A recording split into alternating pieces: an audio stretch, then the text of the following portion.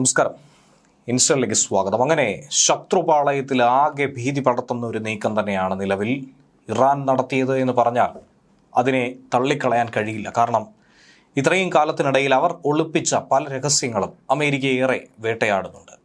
അതിനുള്ള ഉദാഹരണങ്ങൾ നമുക്ക് കിട്ടിയിട്ടുമുണ്ട്. അമേരിക്കൻ സൈനികർക്ക് വേണ്ടി തന്നെ ശവക്കുഴി ഒരുക്കി കാത്തിരിക്കുന്നു ഇറാൻ എന്നുള്ള ഒരു വിവരം കൂടിയാണ് ഏറ്റവും ഒടുവിലായി നമുക്ക് മനസ്സിലാക്കാൻ കഴിയുന്നത്. വരാനിരിക്കുന്ന ഒരു വലിയ കൊടുങ്കാറ്റിൻ്റെ സാമ്പിൾ വെടിക്കെട്ടെന്ന രീതിയിൽ ഇറാൻ നീക്കം ആരംഭിച്ചു കഴിഞ്ഞിരിക്കുന്നു. ആണവ കപ്പലുകളൊക്കെ തന്നെ കടലിൽ വെറും ശവപ്പെട്ടികളാക്കി മാറ്റുമെന്ന ഭീഷണിയായിരുന്നു നേരത്തെ ഇറാൻ ഉയർത്തിയത്. സൂപ്പർ പവറുകളെ ഒക്കെ തന്നെ വിറപ്പിക്കുന്ന ഇറാൻ്റെ അതിശക്തമായൊരു ബ്രഹ്മാസ്ത്രം ഇറക്കാനൊരുങ്ങുന്നു. അമേരിക്ക ഒരു മഹാദുരന്തം കാത്തിരിക്കുന്നുവെന്ന സൂചനകളൊക്കെ തന്നെ നൽകിക്കഴിഞ്ഞു. എന്നാൽ ഈ ഘട്ടത്തിലും അമേരിക്ക കൊടുത്തിരിക്കുന്ന അന്ത്യശാസനത്തിന് വഴങ്ങില്ല എന്ന് ഇറാൻ വ്യക്തമാക്കി കഴിഞ്ഞിരിക്കുന്നു. ഇറാന്റെ നിശ്ചയദാർഢ്യവും യുദ്ധപ്രഖ്യാപനവുമായി തന്നെയാണ് അമേരിക്ക ഇതിനെ നോക്കിക്കാണുന്നത്. ഒറ്റയ്ക്ക് നിന്ന് പോരാടുമെന്ന് പ്രഖ്യാപിച്ചു കഴിഞ്ഞു. പക്ഷേ ഇറാൻ അവിടെ ഒറ്റയ്ക്കല്ല എന്നുള്ളതാണ് യാഥാർത്ഥ്യം. ഇനി മറുഭാഗത്തു നിന്നും ഉയർന്നു കേൾക്കുന്ന ഒരു ചോദ്യമുണ്ട്. നയതന്ത്രപരമായി ഇറാനോട് അടുത്തു നിൽക്കുന്ന, സഹകരിക്കുന്ന, നിക്ഷേപമുള്ള, പ്രവർത്തനങ്ങളുള്ള ഇന്ത്യയെ സംബന്ധിച്ച് ആരുടെ ഒപ്പം നിൽക്കും?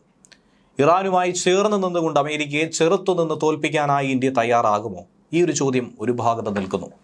മറുഭാഗത്ത് ഇറാന്റെ പ്രോക്സികളൊക്കെ ഒറ്റക്കെട്ടായി തന്നെ ഈ ആക്രമണത്തിൽ അണിചേരും. കാരണം അമേരിക്ക ഒറ്റയ്ക്കല്ല, അമേരിക്കയ്ക്കൊപ്പം ഇസ്രയേൽ ഉറപ്പായും ഈ യുദ്ധത്തിൽ പങ്കുചേരും എന്നുള്ള സൂചനകൾ കിട്ടിക്കഴിഞ്ഞിരിക്കുന്നു. അതുകൊണ്ട് ലോകശക്തിയെ വെല്ലുവിളിക്കാനുള്ള തൻ്റെ ഇടം കാട്ടുന്നു ഇറാൻ. ഒരു തരത്തിലും അത് നല്ലൊരു പ്രഖ്യാപനമായിരിക്കില്ല. ഇറാൻ അമേരിക്കയെ തോൽപ്പിക്കുമെന്നല്ല അതിനർത്ഥം. മറിച്ച് അമേരിക്കയ്ക്ക് സാരമായ തട്ടുകേടുണ്ടാക്കും, ലോക സമാധാനത്തിന് വിനാശകരമായ ചില സംഭവങ്ങൾ ഉണ്ടാകും എന്നുള്ളതാണ് ആ പ്രഖ്യാപനത്തിലൂടെ നാം വായിച്ചെടുക്കേണ്ടത്. ഒരു സംഘർഷമുണ്ടായാൽ അമേരിക്കയിലെ നിരവധി സൈനികർക്ക് ജീവൻ നഷ്ടമാകുമെന്നുള്ള ഒരു സൂചന ഇറാൻ നൽകി കഴിഞ്ഞു.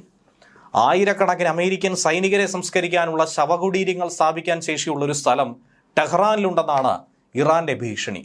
ടെഹ്റാനിലെ ബഹിഷ് സഹ്റ സെമിത്തേരിയിൽ അതിനുള്ള സന്നാഹങ്ങൾ ഒരുക്കി കഴിഞ്ഞുവെന്നാണ് ഇറാൻ സർക്കാരുമായി ബന്ധമുള്ള മെഹർ വാർത്താ ഏജൻസി അമേരിക്കയ്ക്ക് താക്കീത് കൊടുത്തിരിക്കുന്നത്. എത്രത്തോളം ഭീകരമായ വെല്ലുവിളിയാണ് അമേരിക്കയോട് നടത്തിയിരിക്കുന്നത്. രണ്ടും കൽപ്പിച്ച് തന്നെയാണ് ഇറാൻ മുന്നിൽ ഇറങ്ങിയിരിക്കുന്നത് എന്നുള്ള സൂചന ഇതിലൂടെ നൽകി കഴിഞ്ഞിരിക്കുന്നു. അമേരിക്കയെ മാത്രമല്ല, ഇറാനെ ലക്ഷ്യം വയ്ക്കുന്ന മറ്റു രാജ്യങ്ങളെ ഒക്കെ തന്നെ അമ്പരപ്പിക്കുന്ന ഒരു വാർത്തയായി ഇതിനെ നോക്കിക്കാണേണ്ടിയിരിക്കുന്നു. ഇസ്രയേൽ ആകട്ടെ ഈ ഭീഷണിയൊക്കെ വളരെ സൂക്ഷ്മമായി തന്നെ വിലയിരുത്തുന്നുണ്ട്. കാരണം അമേരിക്കയ്ക്കെതിരായ ഒരു ആക്രമണം ഇറാൻ നടത്താൻ തുനിഞ്ഞാൽ അതാദ്യം വന്ന് പതിക്കുക ഇസ്രയേലിൻ്റെ മണ്ണിലായിരിക്കും. അമേരിക്കൻ ബേസുകൾ സ്ഥിതി ചെയ്യുന്ന ഇസ്രയേലി മണ്ണിൽ ആക്രമണം നടത്തി തുടങ്ങിയാൽ ഒരു വെടിക്ക് രണ്ട് പക്ഷി എന്ന രീതിയിൽ ഇറാനെ സംബന്ധിച്ച് അതൊരു മേൽക്കൈയാകുമെന്നാണ് പ്രതീക്ഷിക്കുന്നത്. ഇസ്രയേൽ ഉയർന്ന സാങ്കേതിക വിദ്യയെയും തത്സമയ ഇന്റലിജൻസ് സംവിധാനങ്ങളെയും ഒക്കെ തന്നെ ആശ്രയിക്കുന്ന ഒരു രീതിയിലാണ് മുന്നോട്ട് പ്രവർത്തനം വ്യാപിപ്പിക്കുന്നത്, അവരുടെ യുദ്ധശൈലി. ഇറാൻ ആകട്ടെ റോക്കറ്റ് ബാരേജുകൾ, ഡ്രോണിൻ്റെ ഒരു വലിയ കൂട്ടങ്ങൾ, വിതരണ വികേന്ദ്രീകൃത ആയുധ വ്യവസായം എന്നിവ ഉപയോഗിച്ചുകൊണ്ട് ശക്തമായ സമ്മർദ്ദം സൃഷ്ടിച്ച് തന്നെയാണ് ആക്രമണം നടത്താൻ പോകുന്നത്. ഭൂമിശാസ്ത്രപരമായി ഇറാനെ സംബന്ധിച്ചുള്ള ചില നേട്ടങ്ങൾ കൂടി അതിലെടുത്തു പറയേണ്ടതാണ്. ഹോർമുസ് കടലിടുക്കിൽ പോലും അമേരിക്കയെ ഞെരുക്കി കൊല്ലാൻ കഴിയുമെന്നാണ് ഇറാൻ വിശ്വസിക്കുന്നത്. ഭൂമിശാസ്ത്രവും പ്രാദേശിക നിയന്ത്രണവും ഒക്കെ തന്നെ ഇറാൻ തന്ത്രങ്ങൾക്ക് അനുകൂലമായി നിൽക്കുന്ന ഒരു സാഹചര്യം. ഈ ഘട്ടത്തിൽ അമേരിക്ക ഇറാനെ ആക്രമിച്ച് കഴിഞ്ഞാൽ എന്തായിരിക്കും സംഭവിക്കുക? ഏത് രാജ്യത്ത് തമ്പടിച്ചാണോ അമേരിക്കൻ സേന ആക്രമിക്കാൻ നോക്കുന്നത്? എന്തായിരുന്നാലും അത് ഇസ്രയേൽ തന്നെ ആയിരിക്കുമെന്ന സൂചന നൽകി കഴിഞ്ഞിരിക്കുന്നു.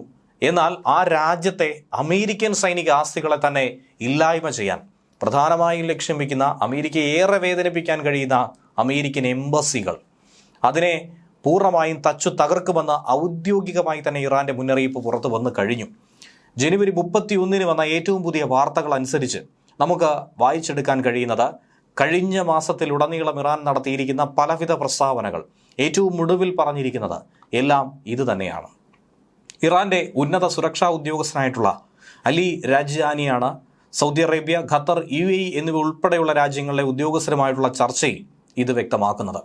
ഗൾഫ് രാജ്യങ്ങൾ ഇതിനോടകം തന്നെ ഈ വിഷയം അമേരിക്കയെ ബോധിപ്പിച്ചിരിക്കുന്നു. കാര്യങ്ങൾ കൂടുതൽ സങ്കീർണമാണ്, ഒരു തരത്തിലുള്ള പ്രകോപനവും ഇറാനുമായി സൃഷ്ടിക്കാൻ പാടില്ല എന്ന താക്കീത് നൽകിയിരിക്കുന്നു.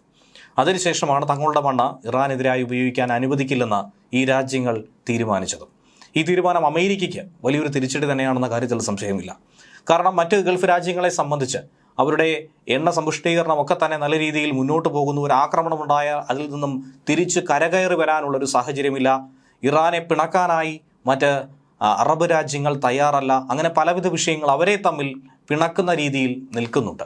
അതുകൊണ്ട് അങ്ങനെ ഒരു സംഘർഷത്തിലേക്ക് ഒരിക്കലും മറ്റ് രാജ്യങ്ങൾ, ഗൾഫ് രാഷ്ട്രങ്ങൾ തയ്യാറെടുക്കില്ല എന്നുള്ളത് യാഥാർത്ഥ്യമാണ്. അങ്ങനെ വന്നാൽ പിന്നീട് പശ്ചിമേഷ്യയിൽ തമ്പടിക്കാൻ കഴിയുന്നത് ഇസ്രയേൽ മാത്രമാണ്. ഇന്ന് അന്താരാഷ്ട്ര മാധ്യമങ്ങളിൽ ചർച്ചയാകുന്ന വലിയ ചോദ്യവും ഇതുതന്നെയാണ്. ഇതോടൊപ്പം തന്നെ ഒരു പുതിയ ഉപഗ്രഹ ചിത്രങ്ങൾ ഇറാന്റെ നീക്കങ്ങൾക്ക് കരുത്തു പകരുന്നുണ്ട്. ഇസ്ഫഹാനിലെയും നത്താൻസിലെയും ഒക്കെ ഉപഗ്രഹ ചിത്രങ്ങളാണ് ഇറാന്റെ തിരിച്ചുവരവ്, ഇറാന്റെ പുതിയ കാഹളം എന്ന രീതിയിൽ അടിക്കുറിപ്പുകൾക്ക് കാരണമായി മാറുന്നത്. ശത്രു ശക്തമായി തച്ചുടച്ചു, തകർത്തു എന്ന് കരുതുന്ന ആ മേഖലയിൽ പുതിയ മേൽക്കൂരകളും അത്യാധുനിക പ്രതിരോധ കോട്ടകളും ഒക്കെ തന്നെയാണ് കെട്ടിപ്പടുത്തിരിക്കുന്നത്. അതിവേഗം ഉയർത്തിയിരിക്കുന്ന ഈ പടുകൂറ്റൻ കോട്ടയെ തന്നെയാണ് പാശ്ചാത്യ രാജ്യങ്ങൾ നോക്കിക്കാണുന്നത്. അതീവ രഹസ്യമായൊരു നീക്കം, തങ്ങളുടെ അസ്തിത്വം വീണ്ടെടുക്കാൻ വേണ്ടി, സംരക്ഷിക്കാൻ വേണ്ടി ഏതറ്റം വരെയും പോകുമെന്ന മറുപടിയാണ് ഇറാൻ ഇതിലൂടെ നൽകുന്നത്. അതായത് ജൂൺ മാസത്തിൽ കഴിഞ്ഞ വർഷം 12 ദിവസം നീണ്ടു നിന്ന ഒരു സംഘർഷമുണ്ടായിരുന്നു ഇസ്രയേലും ഇറാനും തമ്മിലുള്ളത്. പിന്നീട് അമേരിക്കയും ഇറാന്റെ ആണവ കേന്ദ്രങ്ങളെ ലക്ഷ്യമിട്ടൊരു ആക്രമണം നടത്തിയിരുന്നു. ഇതിനിടയിൽ തന്നെ ബങ്കർ ബസ്റ്റർ ബോംബുകൾ അടക്കം ഉപയോഗിച്ചുകൊണ്ട് B-2 സ്റ്റെൽത്ത് വിമാനം ഉപയോഗിച്ചുകൊണ്ടായിരുന്നു അന്ന് ആക്രമണം നടത്തിയത്. ഫോർദോയും ഒക്കെ ആക്രമിച്ചത് നമുക്കറിയാവുന്നതാണ്. ബോംബുകളും ക്രൂയിസ് മിസൈലുകളും ഉപയോഗിച്ചുള്ള ഈ ആക്രമണത്തിൽ ഇറാന്റെ ആണവ അടിസ്ഥാന സൗകര്യങ്ങളെ ഒക്കെ തന്നെ കാര്യമായി തകർത്തു, നാശനഷ്ടമുണ്ടാക്കിയെന്നാണ് വൈറ്റ് ഹൗസിന്റെ അവകാശവാദം. പക്ഷേ പൂർണ്ണമായ വിവരങ്ങൾ പുറത്തു വിട്ടിട്ടില്ല എന്നുള്ളത് യാഥാർത്ഥ്യമാണ്. ആക്രമണത്തിന് പിറകെ ഇറാന്റെ സിവിലിയൻ അടിസ്ഥാന സൗകര്യങ്ങൾക്കും ശാസ്ത്രീയ കേന്ദ്രങ്ങൾക്കുമൊക്കെ തന്നെ നാശനഷ്ടം ഉണ്ടായി എന്നുള്ളത് യാഥാർത്ഥ്യമാണ്. പാശ്ചാത്യ രാജ്യങ്ങൾ പറയുന്നതനുസരിച്ച് വൻതോതിൽ ഇറാനെ സംബന്ധിച്ച് നഷ്ടമുണ്ടായി എന്ന് തന്നെയാണ്. എന്നാൽ സംഘർഷത്തിന് പിന്നാലെ അന്താരാഷ്ട്ര ആണവോർജ്ജ ഏജൻസി പരിശോധനകൾക്ക് സൈറ്റുകളിലേക്ക് എത്താൻ തീരുമാനിച്ചതോടെ ആ പ്രവേശനത്തെ ഇറാൻ താൽക്കാലികമായി നിയന്ത്രിച്ചു. അതിലൂടെ തന്നെ ചില സംശയങ്ങൾ ഉരുത്തിരിഞ്ഞു വന്നു. ഉപഗ്രഹ നിരീക്ഷണം മാത്രമായി പിന്നീടുള്ള മേൽനോട്ടം. ഇറാന്റെ കാഴ്ചപ്പാടിൽ ഇപ്പോൾ നടത്തിയിരിക്കുന്നത് ഒരു തന്ത്രപ്രധാനമായ ഒരു നീക്കമാണ്. അതായത് ആക്രമിക്കപ്പെട്ട കേന്ദ്രങ്ങളുടെ സുരക്ഷ ഉറപ്പാക്കാൻ വേണ്ടി അനിവാര്യമായ ഒരു നടപടി എന്ന രീതിയിൽ ഈ മേഖലയെ തങ്ങൾ മറച്ചിരിക്കുന്നുവെന്ന് ഇറാൻ പറയുന്നു. പക്ഷേ അതിന് പിന്നിൽ ഇറാൻ ഒരുക്കുന്ന ഒരു വലിയ പ്രതിരോധ കോട്ട കൂടിയുണ്ട്. ബോംബാക്രമണങ്ങൾക്കിരയായിട്ടുള്ള സൗകര്യങ്ങളിൽ നിന്നും തുറന്ന നിലയിലേക്ക് പ്രവർത്തനം തുടരുന്നു. കൂടുതൽ ആക്രമണങ്ങളെ വിളിച്ചു വരുത്തുന്നതിന് തുല്യമായിട്ടാണ് ടെഹ്റാൻ ഈ നീക്കം നടത്തുന്നത്. ഉപഗ്രഹ ചിത്രങ്ങൾ അനുസരിച്ച് പുതിയ മേൽക്കൂരകൾ, തകർന്ന കെട്ടിടങ്ങളൊക്കെ തന്നെ പുനർനിർമ്മിച്ചിരിക്കുന്നു. അവശിഷ്ടങ്ങളൊക്കെ അവിടെ നിന്ന് മാറ്റി സ്ഥാപിച്ചിരിക്കുന്നു. സുരക്ഷാ വിലയിരുത്തൽ നടപടികൾ നടത്തിയിരിക്കുന്നു. കൂടുതൽ കർശനമായ സുരക്ഷാ സംവിധാനങ്ങൾ ഏർപ്പെടുത്തിയിരിക്കുന്നു. ഇതൊക്കെ ഇറാന്റെ പുതിയ കാലത്തെ യുദ്ധമുറയായി തന്നെയാണ് നിലവിൽ നിരീക്ഷിക്കുന്നത്. ഇറാൻ എന്തിനോ വലിയൊരു തയ്യാറെടുപ്പ് നടത്തുന്നു. അത് അമേരിക്കയ്ക്കാണോ ലോകരാജ്യങ്ങൾക്കാണോ ഭീഷണി എന്ന കാര്യത്തിൽ മാത്രമാണ് നിലവിൽ മനസ്സിലാക്കേണ്ടി വരുന്നത്. ഇവിടെ അടിയന്തരമായൊരു പുനർനിർമ്മാണം, അതല്ലെങ്കിൽ മറ്റെന്തിൻ്റെയോ രഹസ്യ ഉൽപാദനം ഇത് സംഭവിക്കുന്നു എന്നാണ് പാശ്ചാത്യ രാജ്യങ്ങൾ കരുതുന്നത്. പ്രവർത്തനക്ഷമതയില്ലാത്തൊരു കേന്ദ്രത്തിൽ എന്തിനാണ് ഇറാൻ ഇത്രയധികം തുക ഇൻവെസ്റ്റ് ചെയ്യുന്നത്? ആയുധപരമായ മുന്നേറ്റം അവിടെ നടക്കുന്നു എന്ന ആരോപണം തന്നെ യുക്തിരഹിതമാണെന്ന് ഇറാൻ പറയുമ്പോഴും അതിന് പിന്നിൽ മറ്റെന്തോ ഇല്ലേ? അങ്ങനെ ഒരു ചോദ്യമാണ് ഉയരുന്നത്. യുറേനിയം സമ്പുഷ്ടീകരണത്തിൽ നിന്നും ഒരു കാരണവശാലും ഇറാൻ പിന്നോട്ട് പോകില്ല എന്ന് പറഞ്ഞതിൻ്റെ വ്യക്തമായ ഉത്തരം ഇപ്പോൾ അമേരിക്കയ്ക്ക് ലഭ്യമായി കഴിഞ്ഞിരിക്കുന്നു. പൊതുമധ്യത്തിൽ തുറന്ന് സമ്മതിക്കുന്നില്ലെങ്കിൽ പോലും ആണവായുധങ്ങൾ വികസിപ്പിക്കാൻ തന്നെയാണ് ഇറാൻ തീരുമാനിച്ചിരിക്കുന്നത്. ഇറാൻ ഒരുപക്ഷെ അതിൻ്റെ അവസാന ഘട്ടത്തിലേക്ക് എത്തിയെന്ന വാർത്തകൾ നേരത്തെ പുറത്തു വന്നു. ഇനിയിപ്പോൾ വികസിപ്പിച്ചിട്ടുണ്ടോ എന്ന കാര്യത്തിൽ പോലും വ്യക്തതയില്ല. തങ്ങളുടെ ആണവ പദ്ധതി സമാധാനപരമാണെന്ന് ഈ ഘട്ടത്തിലും ഇറാൻ വാദിക്കുന്നുണ്ട്. മെഡിക്കൽ, ഊർജ, ശാസ്ത്രീയ ആവശ്യങ്ങൾക്കായുള്ള സമ്പുഷ്ടീകരണം മാത്രമേ തങ്ങൾ ലക്ഷ്യമിടുന്നുള്ളൂ. അതിൽ നിന്നും ഇതുവരെയും ഇറാൻ പിന്മാറിയിട്ടില്ല എന്നുള്ളത് യാഥാർത്ഥ്യമാണ്. പക്ഷേ ആണവോർജ ഏജൻസിയും പാശ്ചാത്യ രാജ്യങ്ങളും 2003 വരെ ഇറാൻ ഒരു സംഘടിത ആയുധ പരിപാടി നടത്തിയിരുന്നെന്നും സാങ്കേതിക ശേഷി ഇപ്പോഴും അവർ നിലനിർത്തുന്നുവെന്നുകൂടിയാണ് വാദിക്കുന്നത്. ഈ ആരോപണങ്ങളെ പലപ്പോഴും രാഷ്ട്രീയ സമ്മർദ്ദത്തിൻ്റെ ആയുധമായി ഉപയോഗിക്കപ്പെടുന്നതാണെന്നാണ് ഇറാൻ ഇപ്പോഴും പറയുന്നത്. എല്ലാം കൂടി എടുത്തു പറയുമ്പോൾ ഇറാൻ ഇന്ന് ശക്തമായൊരു രാഷ്ട്രമായി മാറുന്നുണ്ട്.